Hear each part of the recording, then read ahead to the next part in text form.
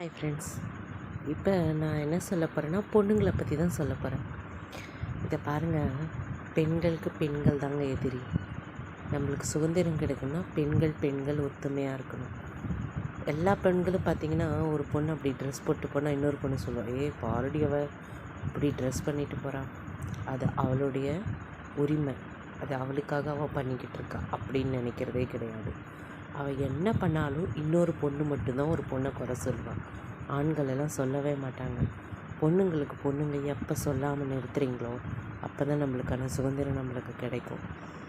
அவள் அப்படி பண்ணுறா, அவள் இப்படி பண்ணுறா, அவள் அங்கே போகிறா, அவள் இங்கே வரா, அவள் என்னமாவது பண்ணிட்டு போகிறா. உங்களுக்கு என்ன? உங்களால் செய்ய முடியலன்றனால வேறவங்கள பேசுகிறீங்களா? கண்டிப்பாக ஒரு பொண்ணுக்கு பொண்ணு பேசாதீங்க. நம்மளுக்கு நம்மளே இறக்கிக்கிட்டால் தான் நம்மளுடைய சுதந்திரம் பறிக்கப்படும். நம்ம எப்போ நம்ம பொண்ணுங்களை வேறு எந்த பொண்ணு தப்பாக பேசினாலும் யாரையுமே பேச விடக்கூடாது. பொண்ணுங்க எப்பயுமே தப்பாக பேசவே விடக்கூடாது.